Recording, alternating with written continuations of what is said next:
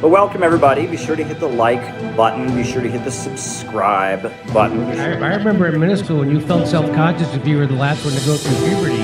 That really went topsy-turvy, didn't it? Sometimes the Hasbara, it's too much explaining yourself and it's too apologetic. Be sure to hit the notifications bell. I actually do believe Israel won't just bomb countless civilians. Be sure to tweet this out. Be sure to put this up on your Facebook.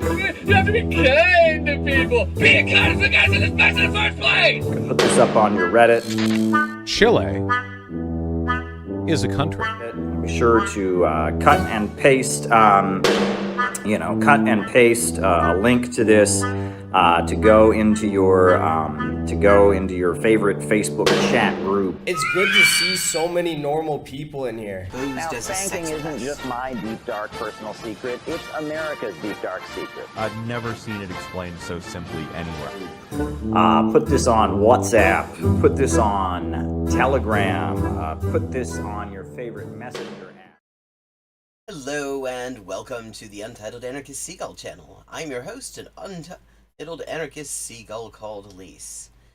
Hello, bonsoir, Adria French, and Caleb has been retweeting libertarian memes about arming small businessmen and retweeting Vladimir Putin. Well, the last bit doesn't exactly shock me.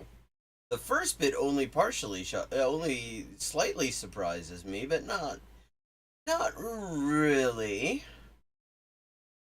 There's one thing I realized since last night that I'd made one relatively small mistake in my discussion of the general election in Britain just the other day, which is the time. Okay, there were two general elections that Labour contested with Jeremy Corbyn at the head. It was the first of those in 2017 that they got that they were within just over 2,000 votes of being in government. And there are a couple of things to add there, because the other thing about that is they got 3 million more votes in that first election with Jeremy Corbyn at the head than they got just this past week. They got like 12 million and a few 100,000 that time, and this time it was 9.6 million.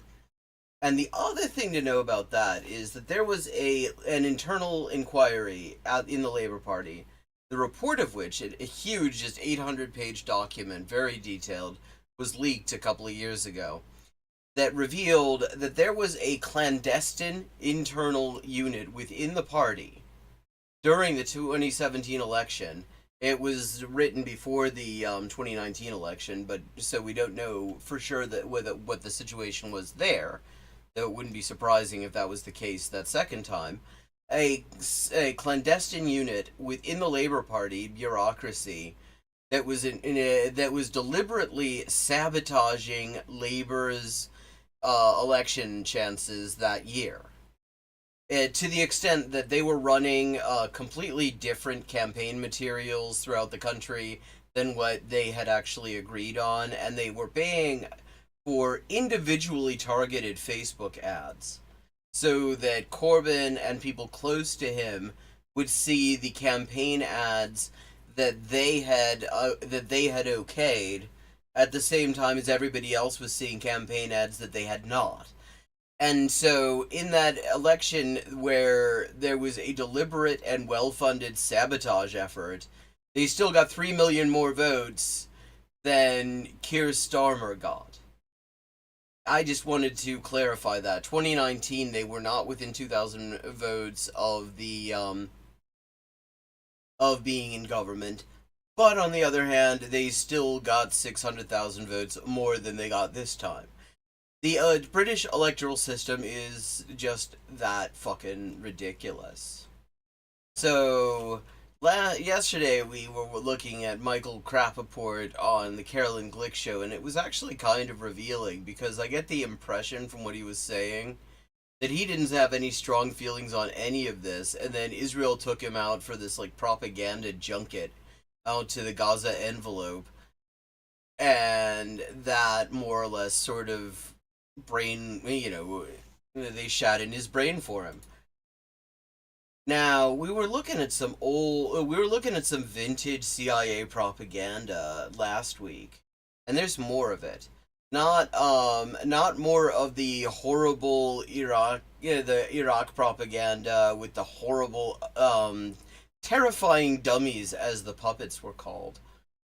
This is for Latin American target audiences. Apparently, they commissioned this. They had it made by an animation studio in Mexico. And there are a couple of these. And I thought we might start out with them. They're relatively short. There's one called Fue por lana. Literally means went for wool, although lana in Mexico also means money. There's another one called Mucho Macho. And I thought we might look at this this vintage CIA bullshit up front before we get going. So, this is Fue por lana. I don't know if this is dubbed in English or not. It's either in Spanish or English. I haven't looked at it at all. But here we go. This is 1953.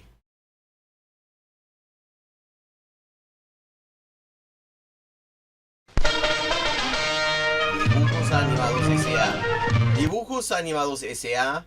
is a company that was specifically commissioned by the U.S. government to produce propaganda. They produced the other ones as well.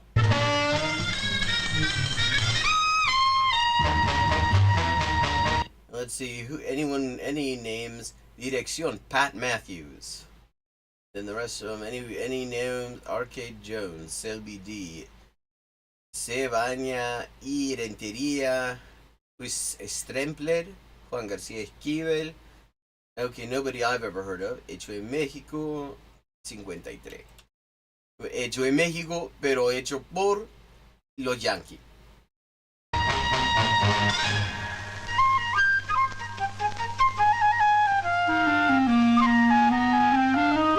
I mean, already better production values than the stuff that they used for Iraq, where they had those horrible puppets.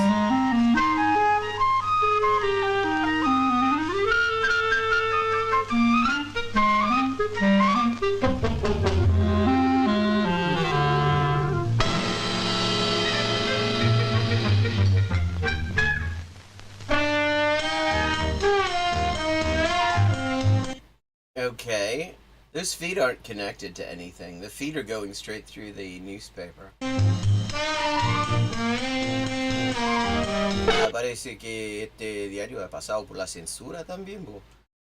Todo está como en negro. Exclusive. El kilo de lana subió a 50,000. Excessive increase in the price of wool. Wool has gone up to 50,000 pesos per kilo. Wonderful.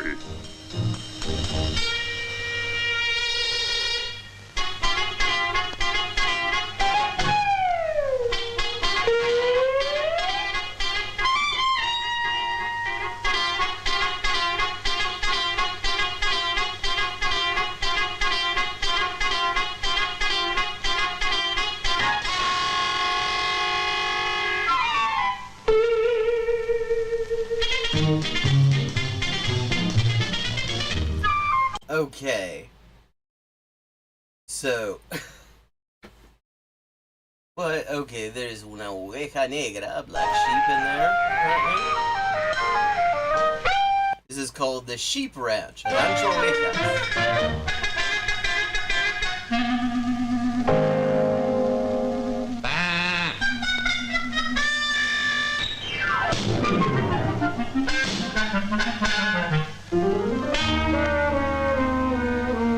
What?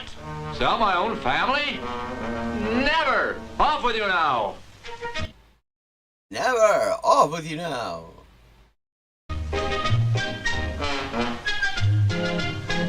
Idiot!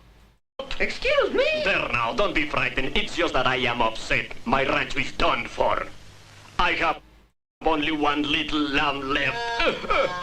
It's dying of loneliness. The poor little orphan.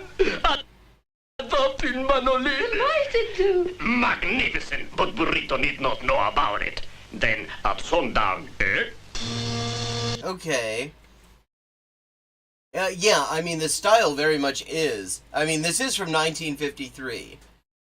So, what they have not translated, they've done an English dub here, and interesting, the guy who we're clearly not supposed to like is the only person who has a non-North American accent. But, so, there's that igloo there, and if you were noticing, the sign says Siberia Pequeña, Little Siberia. So I guess we're supposed to think that this ranch operator, this ranchero here, is the Soviet Union? I mean, this is meant to be anti-communist, anti-Soviet propaganda. Comrade Tinte, I have a little chore for you. A chore? For me? And a box of cigars, your favorites. Oh, cigarro. Oh, he's supposed to be Cuba. That's what the deal is. What do you say? Are you coming? I'm already there. Across the way there is a flock of stupid sheep who think they are very happy. They have not seen the light yet, huh? Yes. Okay, this is supposed to be anti-Cuban, of course. Although, no, wait a second. No, this wouldn't be anti-Cuban specifically. This is 1953. The revolution was until 59. Okay, scratch a lot of what I just said. So it is just anti-Soviet specifically. and so the idea here is, oh, these evil conspirators are saying that actually the peasantry, the sheep are the very respectful way this U.S. propaganda refers to the workers, the peasantry in Latin America, very respectful, and these guys, and supposedly they're really happy, but these guys know better. These, guys who are very clearly meant to be evil. And we must enlighten them. Let's get going. The date is at sundown.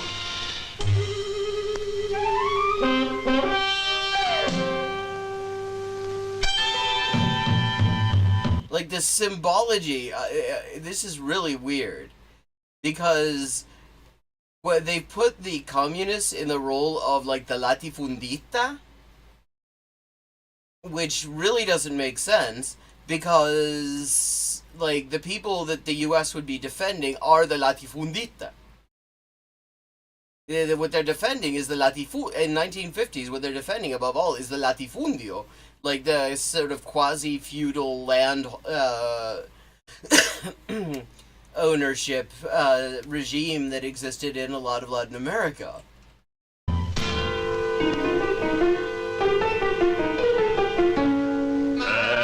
Here is the little orphan. Isn't he beautiful? Yes, and with us he's going to be happy from now on. More than you can imagine. Thank you. So what he's doing, I mean, this is very specifically calling, Latin American workers a bunch of sheep. And look, here we've got the benign latifundista. He's the good latifundista. He wants the sheep to be happy, as you can tell from the fact that they're all crowded together like this. No, this is 53. The U.S. wasn't even thinking about a revolution in Cuba. This is more general, because of course there was all sorts of peasant upheaval going on. I mean, there was a lot leading up to the revolution in Cuba and to Allende in Chile, and the U.S. was very much aware of it and trying to counter it from an early period. I mean, the U.S. was already bankrolling all the mainstream parties in Chile by the early 1960s. And by the mid-1960s, the leading social reformer candidate, the guy by the name of Frei Montalva, he knew where his money was coming from. So this is, I mean, they would be thinking more of, let me just make sure I got the chronology right. Camilo Torres. Camilo Torres in Colombia, and well, yeah, like Allende and the FRAP in Chile, and various others. I mean, but they would not really be specifically thinking about Cuba yet, I don't think, because in '53, the U.S. was completely blown away by the revolution in 1959 when it happened. In 1953, it wasn't even on their radar. They thought Cuba was theirs. My dear comrades, we are the innocent victims of a corrupt and ignorant system. Well, you're not wrong. We are exploited without mercy, but the hour of liberation is at hand. I mean, the thing is, I mean, that's all fucking true. Like, the way the peasantry was treated, that's who that's supposed to be analogized to. This is all a peasant analogy. And the peasants got they didn't get paid. They were serfs, for all intents and purposes. Which was why so many, anyone who could was escaping to the cities, where they ended up living in the slums. Because there was no place for them to live there. But the few step toward the east is the land of promise. There!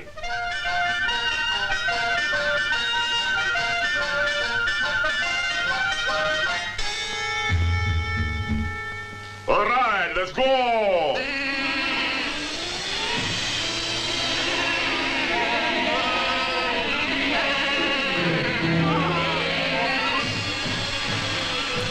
Yeah. Where are you going? I mean, what you really are, it's just impressive how subtle they are with their characterizations here. This one and in the ones for Iraq, like, the communists are likable characters. They're not just evil caricatures and shit. You can see why this worked so well. With Kennedy! He has made us see the light! Hooray! Burrito! Listen, don't open. These guys are gonna win.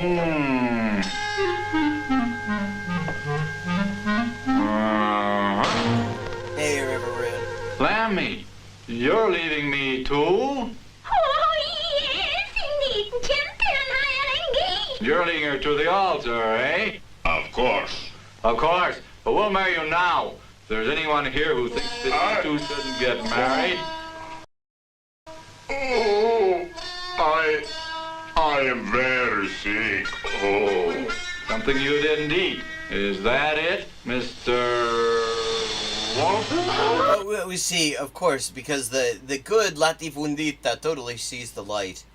Yeah, and totally totally uninterested. It's nothing, it's not that he has any interest in exploiting all these sheep or anything like that. He just wants to educate them and make them happy. This is meant for, like, working class people in Latin America. It was made in Mexico. And I have a feeling that that title is meant to be a pun, which would suggest it was made primarily for a Mexican audience. Because in Mexico, lana means both wool and money. So fue por lana. Actually, I mean, this is not translated well. It says went for wool. But I don't think it was went. Fue can be went and was. And I think what it's actually saying was fue por lana, as in it was for money or it was for wool. Sort of a pun on that. But yeah, that's who this is for. There's your great leader. Your liberator.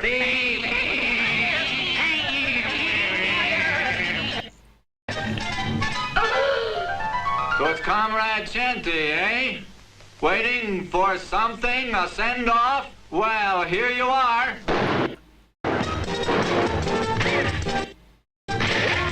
I mean, so this is really, you just look at this and it's like, they had absolutely no insight into their audience here. Because the thing is, people did not really like the latifunditas. and they were, they were, it was fucking feudal lords, basically. I mean, without the titles of nobility and shit, but it was basically serfdom. And so trying to make the latifundista the hero is just wild. And, like, presenting, like, the peasantry as sheep. I mean, no, not insulting at all.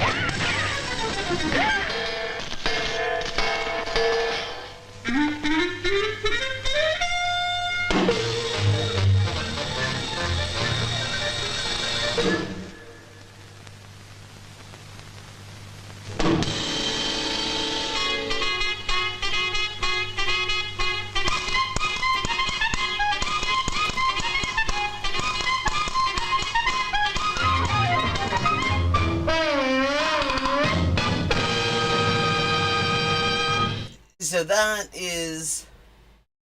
Yeah, exactly. I mean, the hacienda is basically another just general term for latifundio.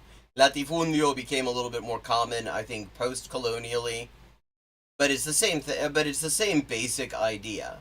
So you just have, like, yeah, I mean, it's just serfdom. It is just serfdom with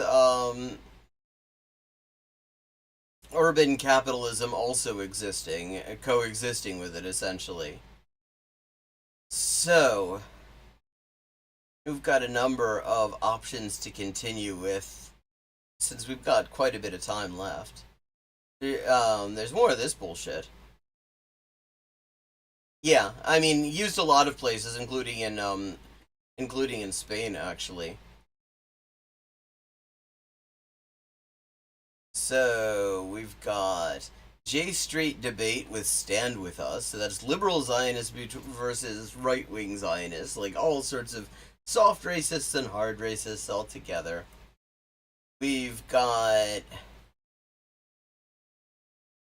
Ben Shapiro asking Don Bongino whether America can be saved. We've got some Darman bullshit. 12-year-old becomes a billionaire.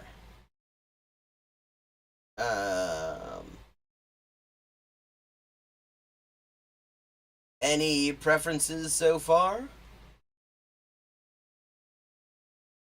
And we've also got Xander Hole dealing with the fact that now everybody is outright admitting that Biden, in addition to just being a shitty person, also isn't all there. So we've got Xander Hall Cope, we've got liberal Zionists, we've got some Darman bullshit. I haven't really looked to see what Caleb's been up to lately, but let's see.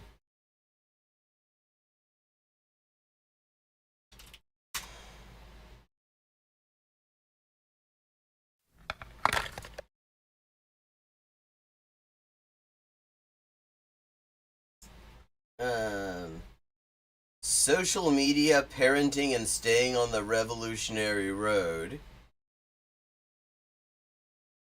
The most beautiful statue in the world. Learn the secret behind its aesthetic power.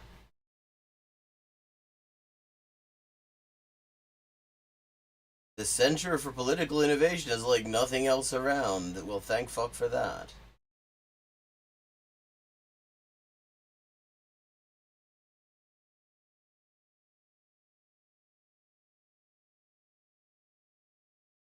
Yeah, you got Maupin coping his ass off about the reunification of Korea. Which he, like, tries to claim. I mean, he's repeatedly claimed that Trump was trying to do that, which is wild.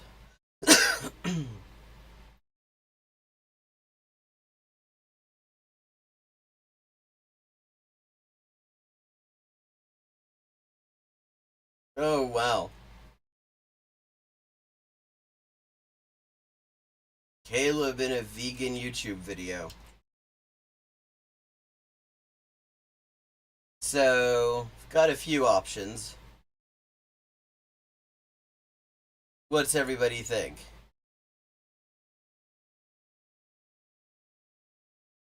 And it's not even midnight. We may be able to squeeze in an extra one. Oh, we've also got Kathleen Stock, who claims to be standing up for lesbians.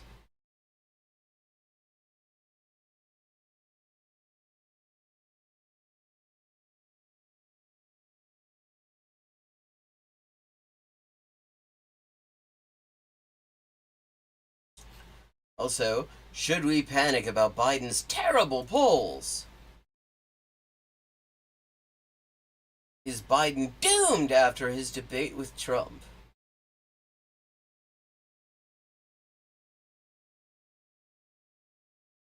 Okay, let's just look at the Xanderhole bullshit, because I'm just curious. I get the impression that if he's putting it this way, that he's gonna say no, they should, like, stick with this dickhead.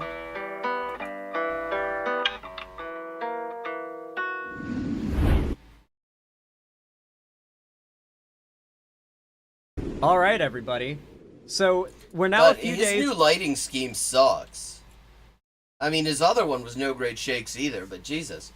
I mean, this makes him look pasty enough he could be presenting the weather on BBC One. Out from the debate, and the polling has finally come in. It is finally time for us to find out what kind of effect Biden's performance in that debate, which is overwhelmingly believed to be not great, had.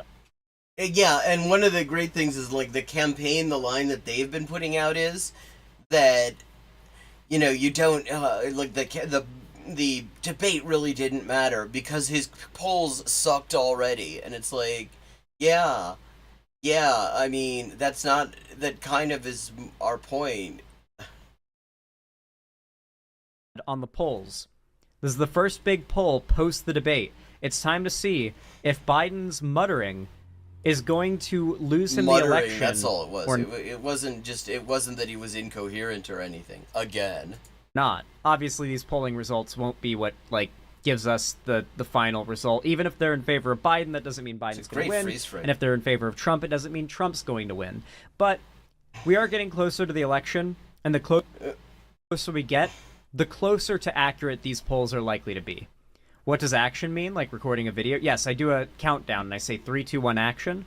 And when I say action, that's the cue where my editor cuts the video to... He has an editor? I've never seen evidence that there's an editor. His videos, he will have like a 3-hour-long video on here, and there's not a single cut in it. Start. Like, at that point, the recording has already started, but then my editor cuts it right there, and so it has, like, a nice fade-in to me just sort of seamlessly talking about the topic, and I don't have, like, there's not, like, an official intro. It's just... Seamlessly, gormlessly. Video starts, and I'm talking about the thing. There's no, like, stinger or intro thing. I think there's an intro, but besides that, it's pretty quick into it, I think, my videos, so I think that's what people prefer, too. Reporting that President Biden's family is encouraging the president to stay in the 2024 race, defying calls. They must have money on Trump. For him. Why are we even giving, like, any lip service to quote-unquote calls for Biden to step down? Well, because it's kind of an important thing, and they've been sort of being made very consistently. Like, why shouldn't we? Why shouldn't we acknowledge that a lot of people looked at that? In fact, let's remember, this is an unusual time to have had a debate. This is very early to have a debate. It's a great time to have one if the idea is you're trying to make sure that there is time to reconsider, which, I mean, the gaslighting that's been going on has been to suggest that nobody was actually having any concerns about Biden before this. When, in fact, if you can go back to his 2020 campaign and people were raising these issues. I mean, he's worse now. They're both worse now. But... Like, why are we giving any lip service to that? He's literally the currently sitting president, and on top of that, he's already the incumbent. So what? I mean, probably because Xanderhole? Here's my theory. The reason these people who are like loyal party hacks, people like Thomas fucking Friedman, for Christ's sake, are saying all of this, when people who have stuck with the Democratic Party's line, no matter what bullshit that it does, and faithfully sucked up to whoever they put in charge. When people like that are saying he needs to step aside, they're doing it because they think that he's going to lose this, and they really don't want to lose. So I think probably that's why. So, like, he's beat Trump before. Who's calling for this? The Trump supporters? No, why would they be calling for it? He's like the only... The thing is, if you actually look at head-to-head polling, Biden is the only one who gives Trump winning chances. Trump is extremely unpopular. He's unpopular even with the people who say they're going to vote for him. There was a poll it was like at the end of last year, and it asked Biden supporters about Biden, Trump supporters about Trump.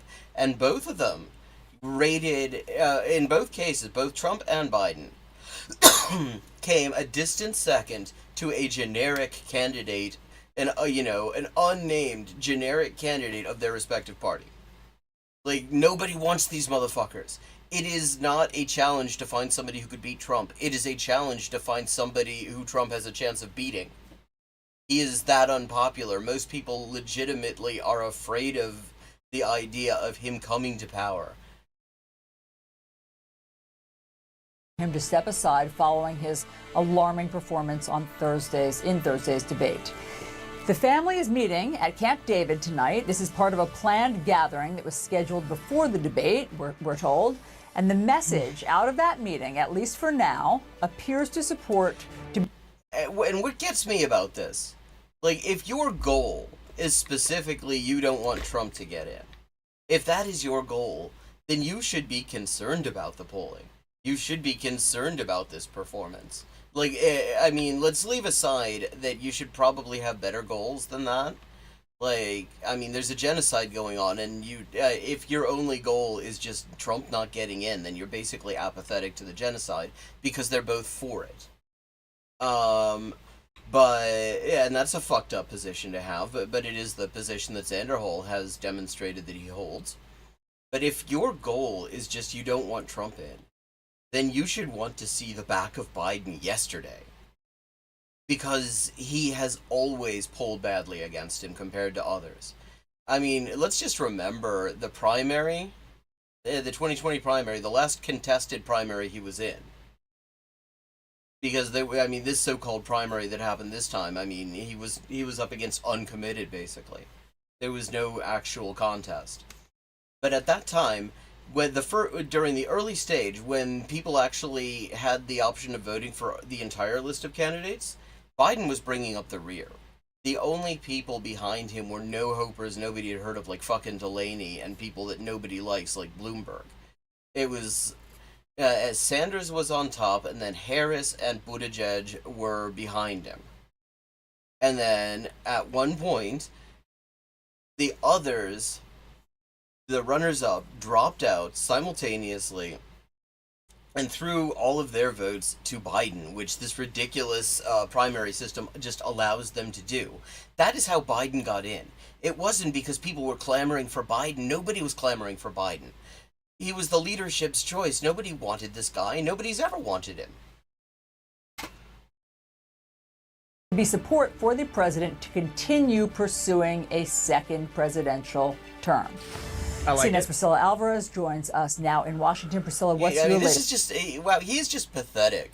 I have never had a high opinion of Zanderhol. I was introduced to him when he was talking about how decolonization is white genocide, and that was kind of a fucked up thing for him to be talking about.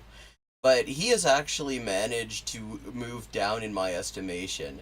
He's just going to be this fucking sycophant. Like, this would be an opportunity if you're seriously, he occasionally claims that he wants the Democrats to move in a progressive direction. He occasionally is one of those kind of liberals. Well, this is your fucking opportunity.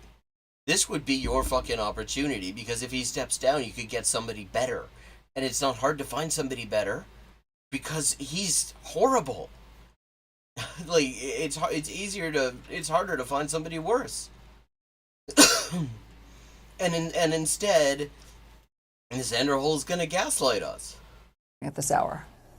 While the president is huddling with his family following the immediate fallout of his debate performance on Thursday night, and Biden advisors are telling CNN that his family is encouraging him to stay in the race and supporting him and expressing that support, including Hunter Biden and the president's grandchildren. These advisors also saying that the conversations have been focused on how the family can help the president and not whether he should reconsider his candidacy. Of course, all of these conversations. I mean, let's also remember there was a story.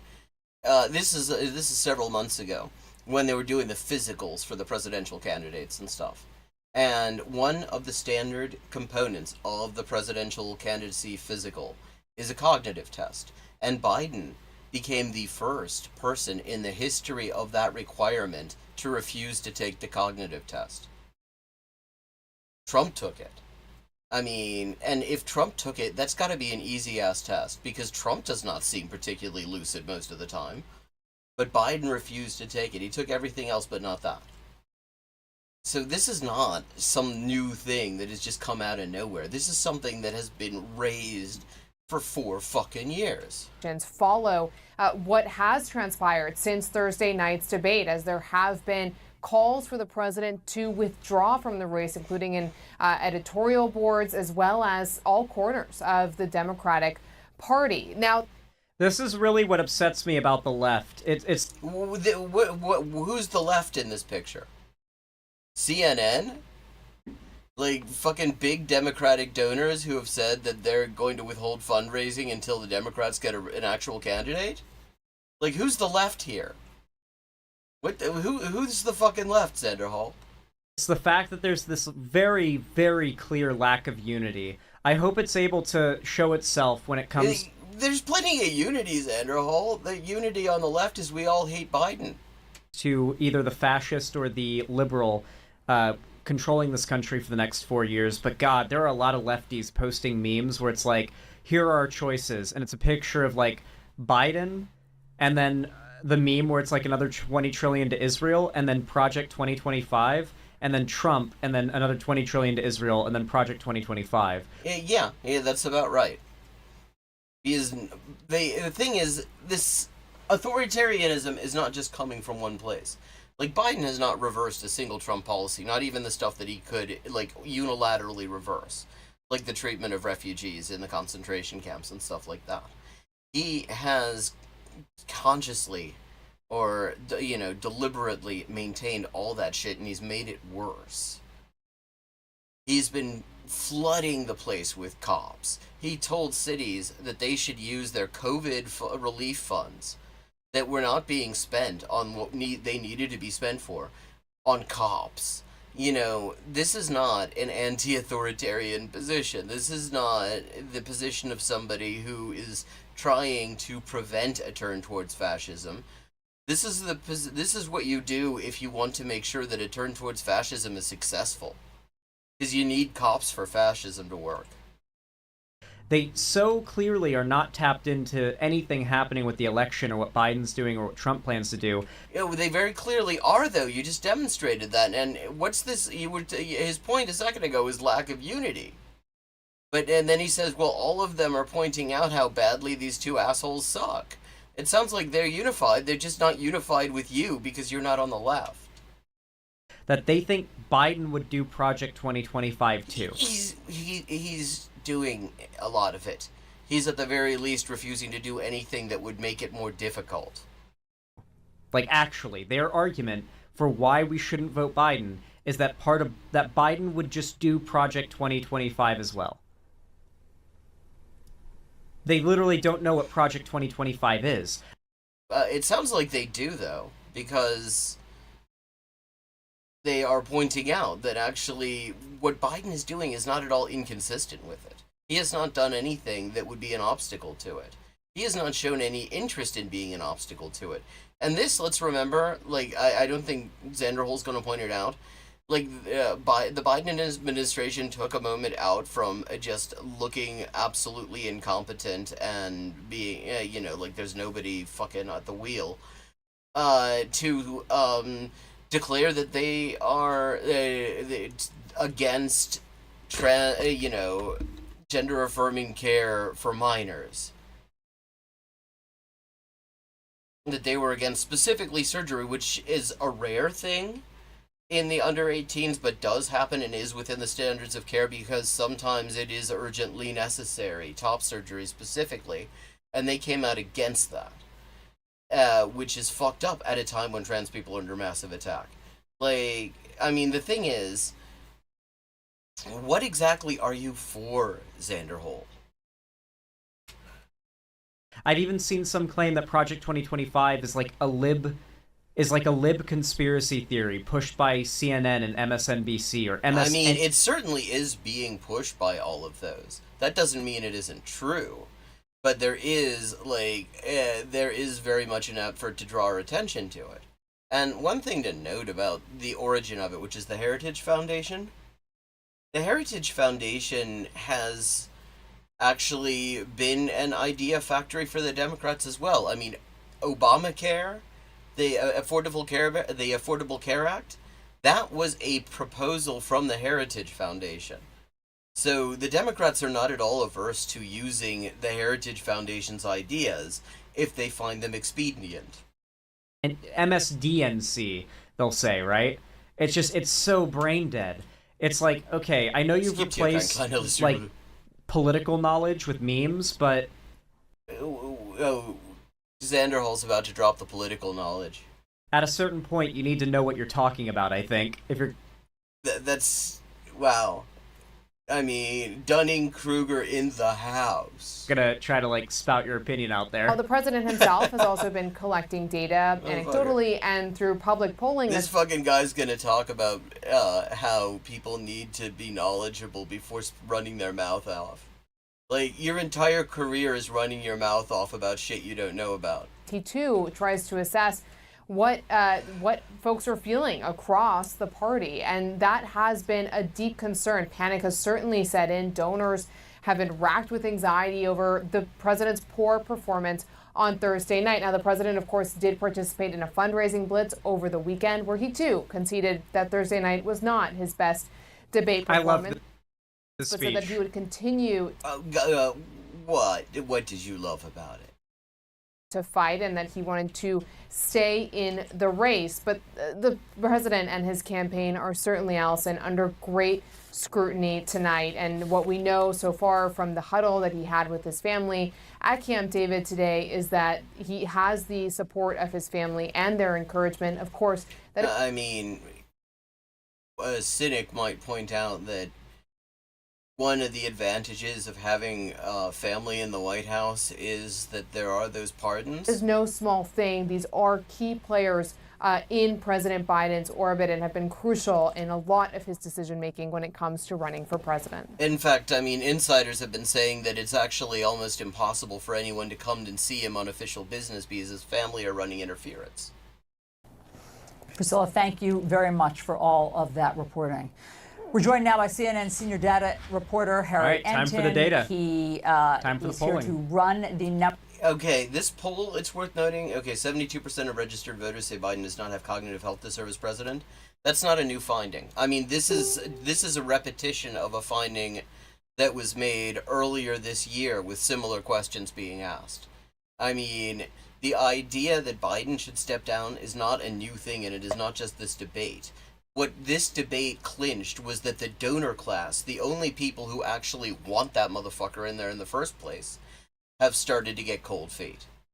Most people in the polls have been saying this for months.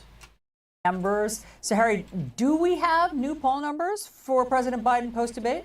Are you ready to see some infuriating bias where, like, yep, 72% of voters are going to say that Biden's not mentally fit to run for president, while like 20% say that for Trump, despite Trump clearly mentally declining. But Trump's always been like that. They see it as goofy and energetic, if any. No, I mean, that's certainly not the case. Because 72% of registered voters never have liked Donald Trump. Donald Trump has always been a hate figure. Ever since he got into politics, ever since he became a serious presidential hopeful, he has been hated and feared by most people. So no, most people are not going to be saying that. I would imagine that we would find, but 20%, 20% I can buy, because that's the kind of numbers that that Donald Trump does. Anything, while Biden, they like the memes about, like, we fucked ourselves by posting those memes where it's like the photoshopped image of Biden's eye bleeding. Really?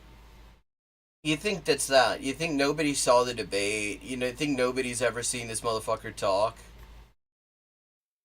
You think it's just the memes? Like, he is so far up his own ass. He is looking he's looking at the back of his own epiglottis. And like the fake videos of him falling asleep, like when we posted Why would you need fake videos of that? There are plenty of real ones. Those memes and liked those memes back in the day, we fucked ourselves because that has like grown in. How did we fuck ourselves though? Like, who's we here, Zenderhole? Well, who the fuck is we? Like, who do you think it is that you're talking to who was really, really hoping it would be Biden and nobody other than Biden? That's not a big we you've got there, especially if you're talking about lefties, whatever the fuck that is. Which he does distinguish, interestingly, from liberals, which is so funny because he is so clearly a liberal.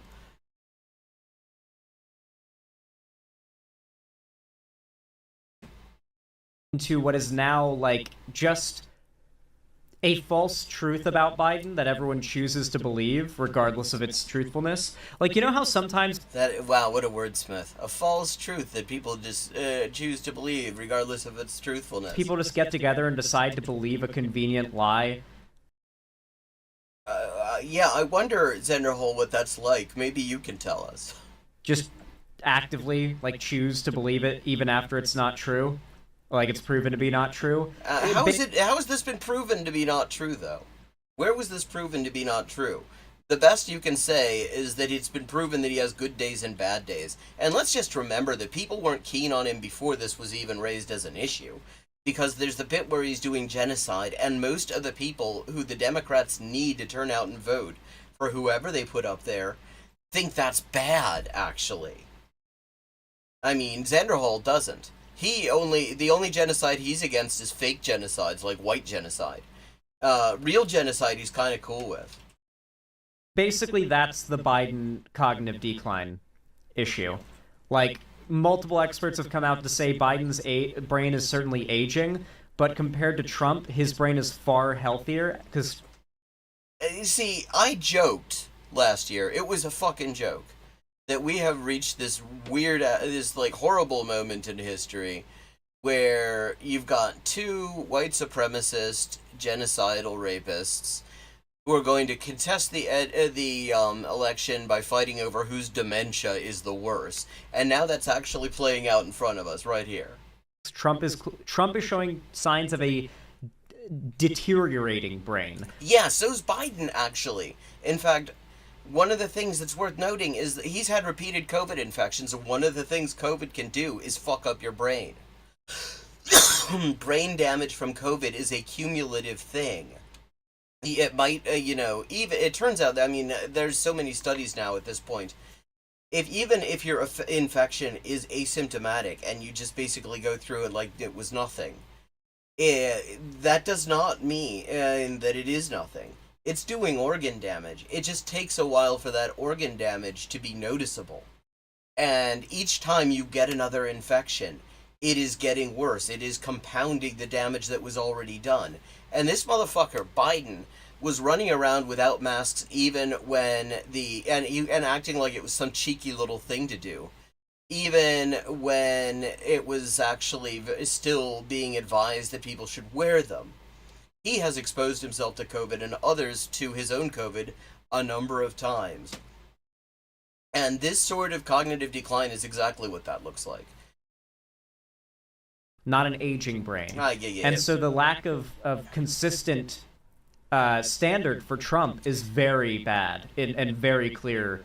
It's not a lack of consistent standard. The people who are saying this overwhelmingly would agree. Trump is not lucid either. The one thing that is common coin among the people who are saying this is that they don't want Trump. They just don't think that Biden is going to deliver, not Trump. They think Biden is on course to deliver Trump, and the polls actually bear that out.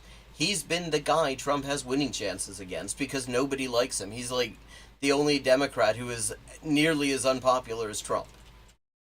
There's like a bias there. Oh yeah, it's mostly bad media reporting, TBH. It's the media did.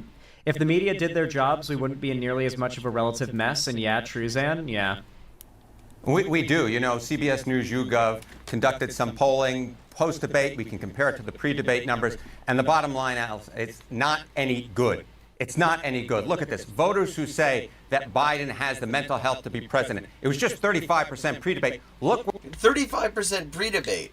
See, I mean, and this is what, like, the Biden campaign has pointed to say, oh, the debate didn't matter. Like, that's actually good for them. Yeah, before the debate, most people did not think that this motherfucker had any business anywhere near the button.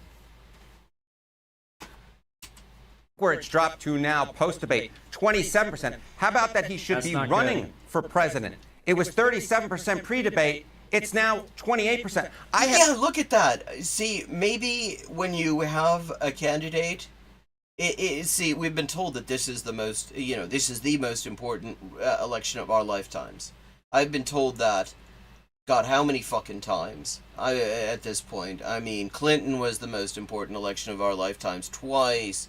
Then Bush-Gore was the most important election of our lifetime. Bush-Kerry was the most important election of our lifetime. Bush, fucking Obama, McCain, that was the most important election. And then fucking Clinton, Trump, and then fucking, and then, the Trump-Biden, both of those are the most important. And the thing is, they've been less important every fucking time. But the thing is, if you're going to say that the crucial thing is keeping Trump out, then you can't look at these polls and say, we need to go with the guy who just over a third of the population even think is, like, medically able to be in there.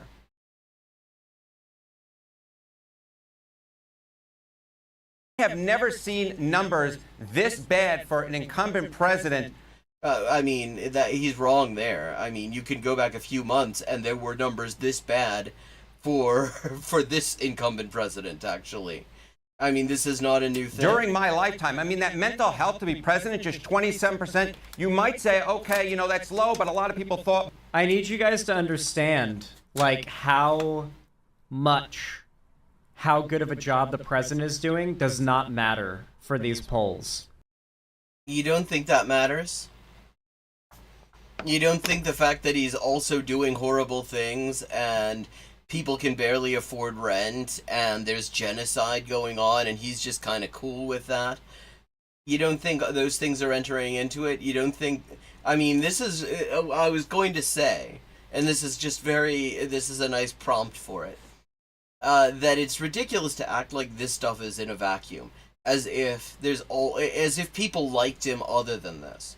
They don't. He's unpopular. The stuff he does is unpopular.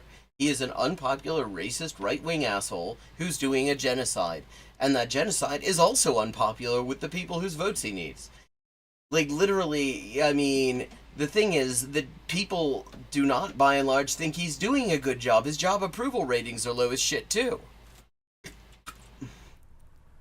I really need you to understand that. Well, are you going to show us the polling on his approval ratings? See what a good job everybody thinks he's doing? If you're going to say that this is completely unrelated to people's opinion of what kind of job he's doing? You going to show us his approval ratings? Because they're not much better than these. They're not much better than these numbers. People do not like this guy. And if your goal is to keep Trump out, then you should want to have somebody else doing it. Like, Biden has, like, back to back to back, week by week, been, like, giving everything that, like, the American people have supposedly been screaming for years. From, like what? Lowering the price of insulin, to helping veterans, to, like, eliminating student loan debt. Yeah, a little bit of it. Like, my student loan debt has not been eliminated. I still owe 50 grand. So, yeah, shut the fuck up. He has and not only that, the way he chose to do it, not only is so just piecemeal and slow, but it also was the way that his own White House lawyers said was most vulnerable to a legal challenge. I mean, there is language right in the Higher Education Act, not in the regulations, in the statute, that says that the Department of Education can, in their sole authority, write down and settle and renegotiate terms of all student loans, all federal student loans. You can invoke that and just comprehensively wipe out the lot. That is what that language allows you to do, but he won't touch that. To actually dealing with climate change. He's not. Where's he actually dealing with climate change? He just gave an area the size of Italy to big oil in the Gulf of Mexico. He's not doing shit about climate change. In fact, he's making it worse. His campaign is boasting about their record fossil fuel extraction. Like, I mean, what fucking alternative universe did you come from, Xander Hall? Doing these things more than any president ever before, like unprecedented action, magnitudes more action, and yet meanwhile... well, yeah, but the thing is, it's not just action. You know, contrary to, like, Caleb Muppet's A Government of Action that fights for working families, whatever the hell that even means, it's not enough that you do shit. It needs to be good shit. Like, this government is not doing good shit, it's doing bad shit. It's letting I mean, one of the things that really struck me is I was looking at the efforts of the CDC to make it basically impossible to keep track of the pandemic in the US. And it struck me that there is a direct parallel to Gaza. Because in Gaza, the US and Israel are systematically murdering and destroying the people and systems and institutions necessary to keep track of how many people have been murdered since the genocide started in October. And in the US, the Biden administration has systematically dismantled the entire system that had been in place to allow people to keep track of the ravages of this ongoing pandemic in the US. Like, they even cooked the books on excess mortality, so we can't even, without doing a fucking a statistics term paper, work out exactly how many people it's killing in terms of excess deaths. Yeah, there's all sorts of weird shit going on with the contracting around wastewater surveillance, which makes that of questionable reliability. They're not testing anyone, really. They're really discouraging it. I mean, it's just another. It is fundamentally the same goal is being pursued, to make it difficult to keep track of just how bad things are. It has no bearing on the polls or how people feel about Biden. Maybe what he's doing does have a bearing on how people feel about Biden, though. Have you ever considered that maybe people don't like what he's doing? See, maybe just because Xander Hall likes what he's doing and would like what he's doing no matter what he did. I mean, he's doing genocide, and Xander Hall's cool with that. And when you're cool with genocide, I really have to believe you're probably going to be cool with anything else the motherfucker does. Maybe there are people outside of Xander Hall who are not Xander Hall and have different opinions about what it was that, whether they like what he's doing or not. All they need is a video of him where he sounds kind of old, and they don't care about his performance. That, like, he beat Medicare. How good of a job he is currently doing. He's doing a shitty job. He's doing a horrible job. All they care about is, like, their memes about how Sleepy Joe is bad. Nobody's calling him Sleepy. That's like, what fucking year is this? I mean, I know Biden in Wisconsin was just saying that he's about to win the 2020 election, but it is in fact 2024, and it's been a long time since anyone was saying Sleepy Joe. And when they were saying Sleepy Joe, it was right-wingers saying that shit. Leftists were calling him Creepy Joe because he's a fucking rapist who can't keep his hands off of young girls on camera.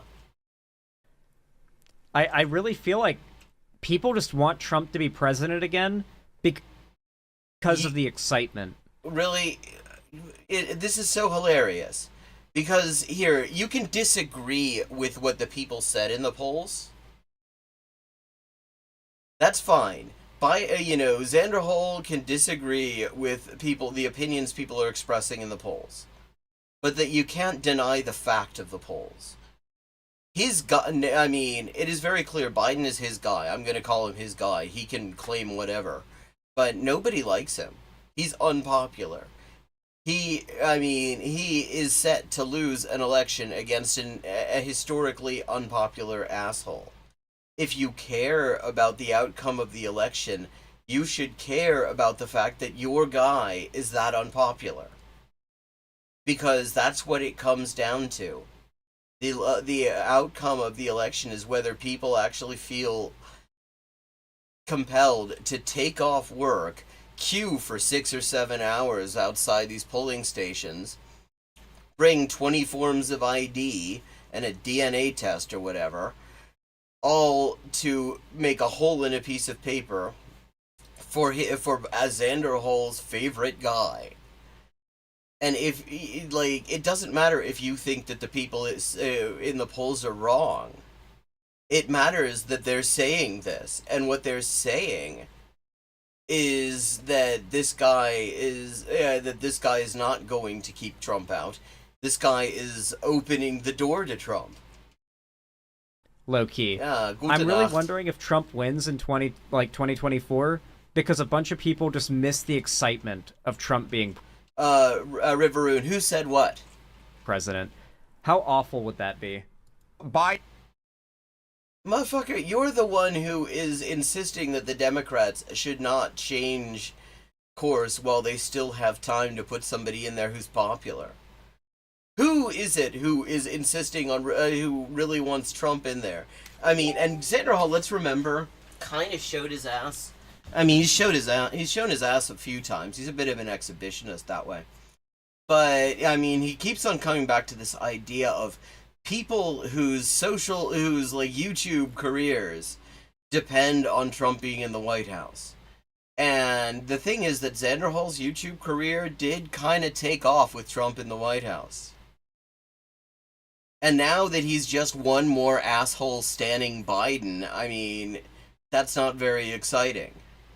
He's just, why do you need to watch Xander Hall at this point? It's just MSNBC with a less educated presenter.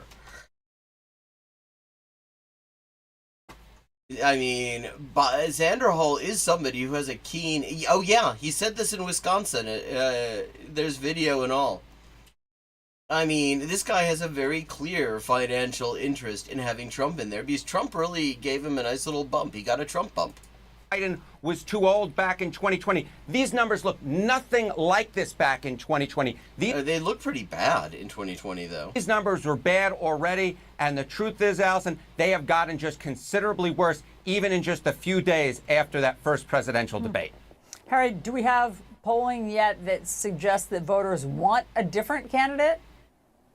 Yeah, this is the whole question, right? If it's not President Biden, then who could it be on? Well, it's not exactly hard to find a Democrat who's more popular than Biden.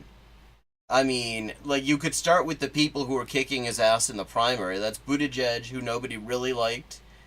Harris, who also wasn't all that popular, but still was more popular than fucking Biden. Or, say, Bernie Sanders, who was actually the only one who was doing better than 20% in that poll, in that primary. He was on 45%. If I remember correctly, in a 10-way primary. He's the only, when you look at polls, people's opinions of different political figures, he's the only Democrat whose credibility hasn't taken an absolute shit. And it's not, I don't like any of these motherfuckers. I'm totally unimpressed with Sanders, whose piss-weak stance on the Gaza genocide. It took him months to actually even get on the side of a fucking ceasefire. It's all absolutely pathetic. But, the polls are very clear. He is way more popular. He would not... you could basically cruise through the election if it were Sanders versus Trump. Because the other thing you got to look at in these polls is they've been doing some polls where they'll ask people who say they've expressed a voting preference. Is this preference for the person you say you're voting for or against their opponent? And with the people who say they prefer to vote, they're voting for Trump, overwhelmingly they say they're voting for Trump because they want Trump. The people in the polls who say that they're voting for Biden, on the other hand, overwhelmingly say they're voting for Biden because they don't want Trump. That is not good energy. On the Democratic side. And the truth is, there are no easy answers. You know, I went back and looked. Well, I mean, notice that they're leaving Sanders out completely. At the polling versus Donald Trump all these people sucked. Nobody liked them in the first place. Different Democrats have been suggested. Gretchen Whitmer, Gavin Newsom, Kamala Harris. Look at this. They all trail Donald Trump. So yeah, but I mean, you're leaving out the ones that might actually be popular. Newsom sucks. Nobody, Whitmer isn't great either. Harris, I mean, the same people who don't like Biden aren't going to like Harris. And Harris has not aged well because she hitched her fucking wagon to Biden's star. And so all of his shit rubs off on her, and her record wasn't great to begin with. Like, they sort of are leaving out any popular Democrats here. Like, they could actually mention Sanders, for example. So the idea here that we're somehow... The fact is, Biden is the only person who has ever beat Donald Trump in an election. He's, just barely, though. And probably the only person who can. That's bullshit. Biden is extremely unpopular. They've only listed 3 people, none of whom are particularly popular. I mean, Newsom and Whitmer also don't have any kind of national profile. That's another thing. They're governors. People inside California or people inside, Michigan have strong opinions about Whitmer and Newsom. People outside of California and Michigan have no idea who these fucking people are. Like, they've heard of them probably, but they don't know anything about them. They don't have a strong opinion. Because they're a state-level politician with no national profile. But here's and that is the problem. That is the problem with these... That's the problem with using these governors as a comparator. Because you're using somebody with a national profile, i.e. Trump, against somebody who a lot of people can't actually put a name to the face. That doesn't work. You would have to actually include people who have a national profile to have a good look there. And, I mean, if you're going to do the polling, why not just ask him about Sanders? We know he's fucking popular. He's like the only popular Democrat left. We're going to get this magic bullet that there's somehow going to be some Democrat who can beat Donald Trump easily. I just don't see it in the numbers. At this particular... You see, the thing is, this guy is actually making the clever version of the case that Zanderhol is trying to make. It's a dishonest case, because there are polls that actually show a generic Democrat beating Trump by a much larger margin than Biden has ever been shown to beat him. Okay? So, they've picked very specifically people here who are either tainted by association with Biden or not well known. I mean, they did this with Sanders, actually, before he really had a national profile, because at the very beginning of, like, the 2015-2016 election season, it was, like, extremely online leftists and sock dems who knew who he was, and everybody else was only just beginning to hear of him.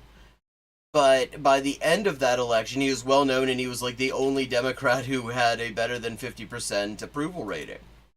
Point, if Joe Biden takes on Donald Trump, he's trailing. If there's another Democrat who runs against Donald Trump, they too are trailing. Perhaps. Like, why the hell are you yelling?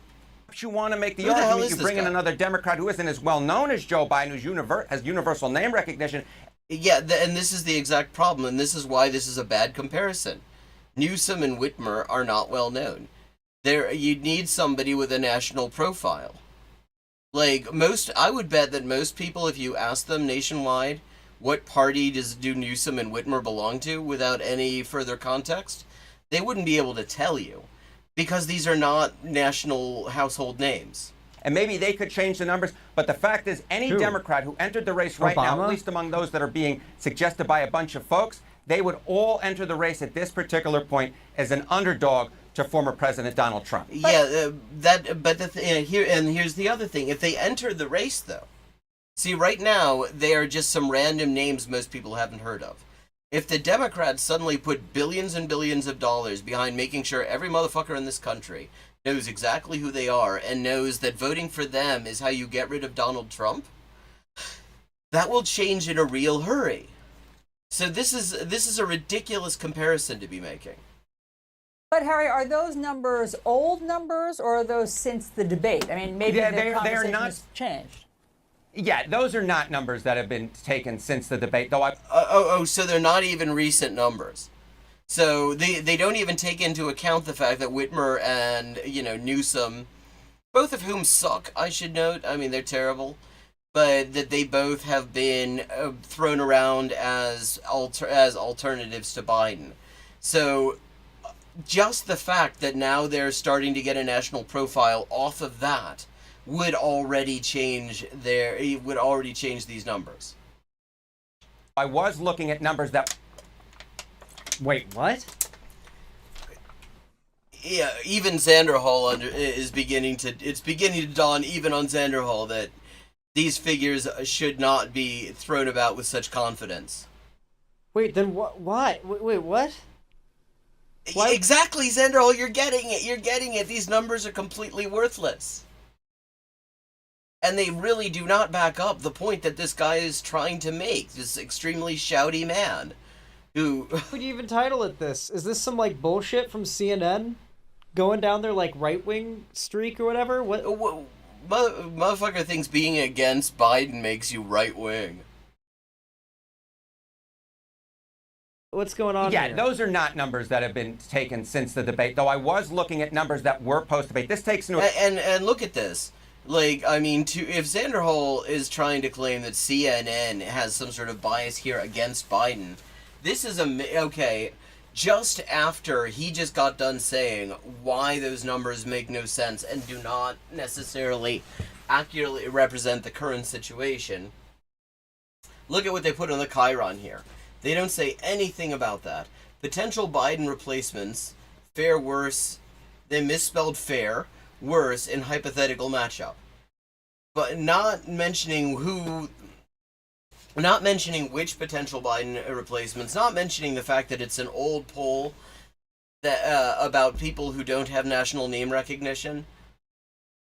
Like, not if anything, this is a pro-Biden bias. They are making the case, and doing so very dishonestly, that there's absolutely no alternative to Biden. Account an average, a long-term average, right? Because the key is, I don't just want to rely upon one polling number. But okay, this is a hilarious name this guy has. Enten, in German, literally means ducks. But here's the thing. In German, a duck, eine Ente, is a hoax. So Enten means hoaxes in German. Although, I mean, I have to say, as annoyingly shouty as he is, at the very least he had the honesty to point out that these numbers are actually kind of useless, after yelling about them for like 5 minutes. But he's referring to the numbers for Trump, whether or not other Democrats trail behind Trump. That's what he's talking about being not post-debate. Okay, never mind. No, it's okay. No. Yeah, now do you understand what that means, Xanderhall? Do you understand what it means that people who had no name recognition, whose names would have been totally out of nowhere to most respondents, did not fare well, that these figures are from months ago? No. It's not bullshit. He's talking about the. Well, no, it is actually bullshit. It's because it's irrelevant. It does not actually tell us what we need to know, and it actually misrepresents the situation by only naming 2 Democrats without a national profile and who actually aren't particularly popular. They have no national name, Polling he just showed on screen a minute ago of comparing other Democrats to Trump's, like alternatives to Biden to Trump's numbers. Yeah, not Biden's numbers. Even the limited polling data that we have post-debate suggests that none of those candidates on your screen, Gretchen Whitmer, Gavin Newsom, or Kamala Harris, any of those would be favored over Donald Trump. No, Gavin Newsom is despised, dude. Well, yeah, exactly. That's the point. Well, look at the choices they're using. They clearly wanted to get the result that they got. Because if you wanted to make the point, if you wanted to ask, in an unbiased way, the question, is there anyone that the Democrats could look to who would have winning chances against Trump? You would be asking your respondents about Bernie Sanders. You'd be asking them about any member of the squad who's old enough to be a presidential candidate. You'd be asking about members of Congress who have name recognition and some relatively positive approval rating. Somebody with a national profile. You would add those people in there. And anyone who follows the polling on Sanders knows actually that he kicks Trump's ass every time that they've asked the question. Yeah, it isn't even close. It is absolutely, it's a toss-up between Biden and Trump at best. But, Sanders kicks Trump's ass because Sanders is actually, people think, people invest a lot more illusions into Sanders than he justifies through his actions. But the result of that is that people vote for Sanders as opposed to just doing it to stop Trump. If you were doing an honest poll on this, you would include his name.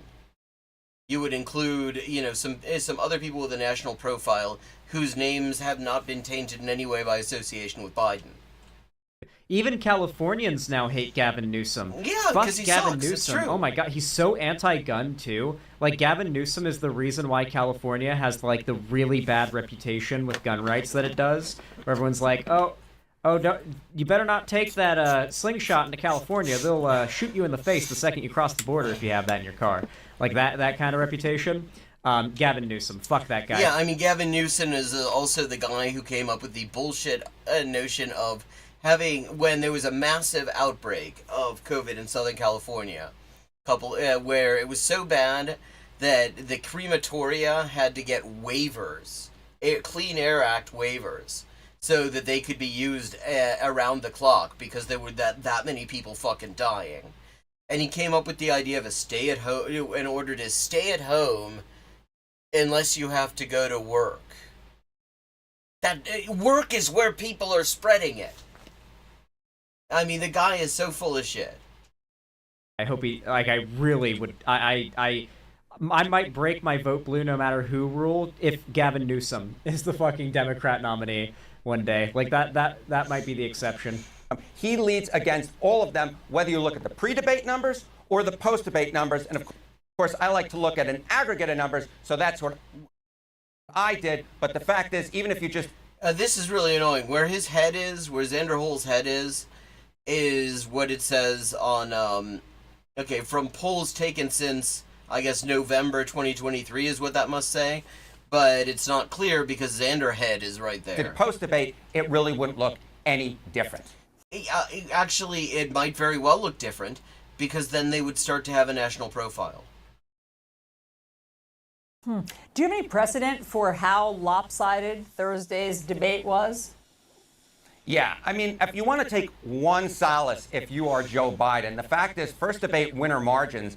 Look, Donald Trump, more people by a 34-point margin said that Donald Trump beat Joe Biden in the debate. That's not much different than what Joe Biden's margin was over Donald Trump 4 years ago. It's actually larger. Newsom is 100% better than Trump, though. Here's the thing, though. Trump would take your rights away. Newsom would take my rights away.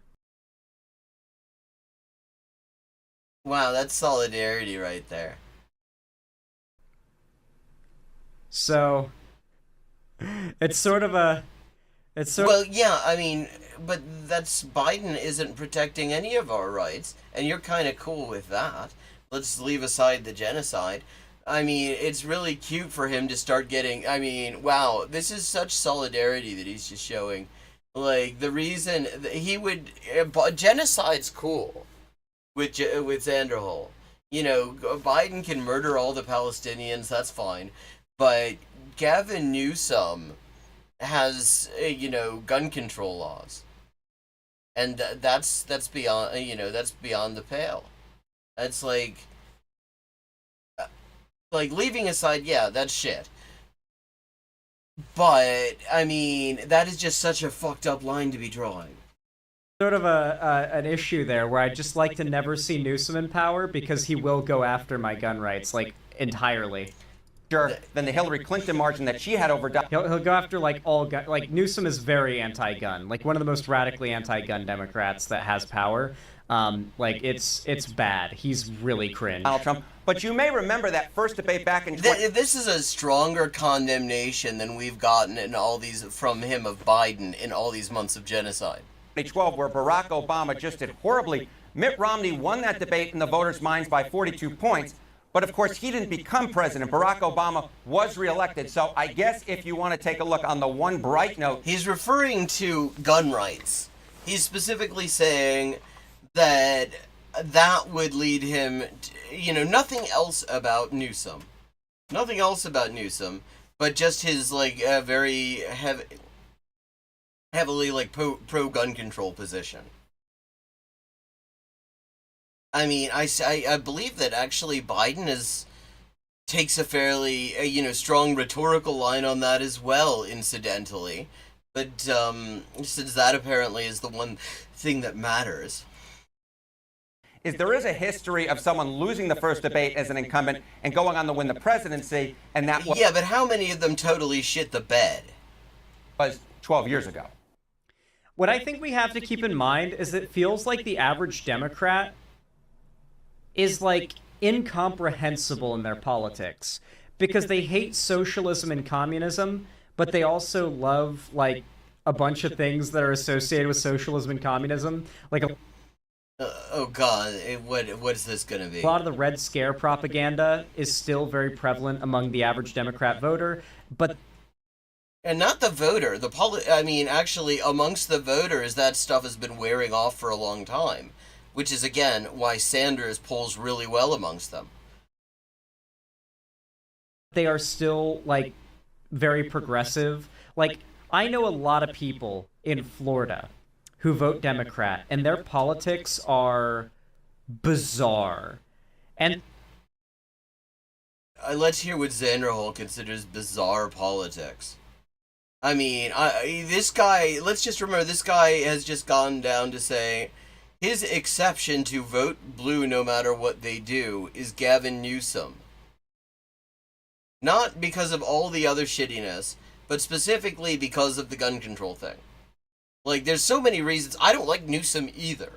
But I just find it odd that somebody would take this sort of stance. Like, they'll stand Biden through no matter how many Palestinians he kills. No matter how many, like, basic human rights he refuses to do anything to protect here in the U.S. No matter how completely he screws over workers, how many unions he busts, he'll stand him through everything. But Newsom does some gun control shit, and I mean, not a fan of Newsom, not a fan actually of gun control, because it generally, somehow the guns that we need to really worry about are always legal, no matter how many laws are against them. The guns we need to be afraid of are always legal, no matter what the law says.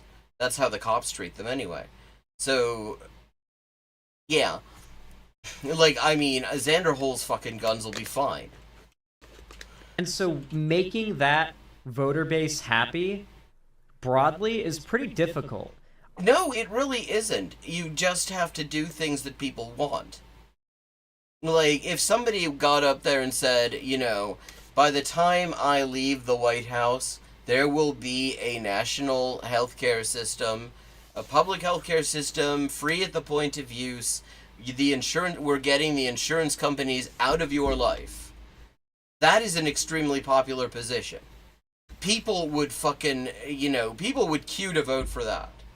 because that is extremely popular. The problem is that this has been this period, these decades of managed decline. And so the Democrats aren't offering anything new and good. They're just, all they do is explain why you can't have anything good. So we don't get that. It would not actually be hard for it to for the Democrats to find somebody to win support. For one thing, they have got one person who polls better than all of them. And he polls better than all of them because what he says is already just closer to what most people want already. Whereas everybody else in the fucking party is some asshole who tries to explain why you don't get to have health care. You have to have lifelong fucking debt in order to go to university. All this sort of bullshit. It would not be hard. It's just that they refuse to do it because their donors don't like it. And the Republicans don't have that problem. The Republicans do not have a problem with a conflict between donors and voters. Because they have a self-selected base of horrible, just heinous assholes who actually want all the extremely shitty stuff that their donors want.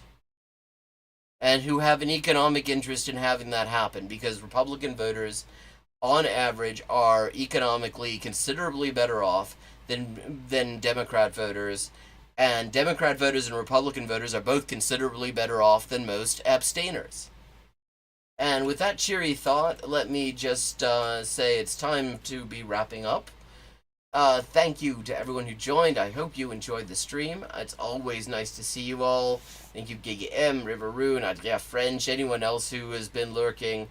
Hope you enjoyed it. I will be back on Friday at 4:30 p.m. U.S. Eastern Time on my channel Hyperpolyglotting with Elise for the stream where we play some games and we look at the best and worst of language YouTube. And then at 11:30 p.m. U.S. Eastern Time, Friday and Saturday on both Twitch and YouTube for the Untitled Anarchist Seagull channel. Oh, hi, Imperialism Bad. It's a pity that you're just getting here now. The trouble is I have to wrap up at 1 o'clock because there are other people who live here and I can't keep them awake. They're light sleepers. So, unfortunately, I do have to knock off. But here, you're new here. Let me give you the Discord link. Where the hell's my Discord window? ¿Dónde está la wea? Ahí, aquí está. A ver. Let me just give you that Discord window. And that is where we can keep in touch in between streams and any suggestions, any ideas and stuff like that anyone has. I would love to hear them. And I'll see. There may be some bonus streams. I'm thinking of streaming as I translate the works of Inessa Armand during the afternoons, sometimes in the week, possibly. I haven't entirely decided, so there might be a surprise stream, and that's another reason to join the Discord and keep an eye out and subscribe to the YouTube channel and follow the Twitch channel or subscribe if you'd like to there as well. Well, no, you can't subscribe there. I'm not an affiliate on this channel. Welcome to the Discord,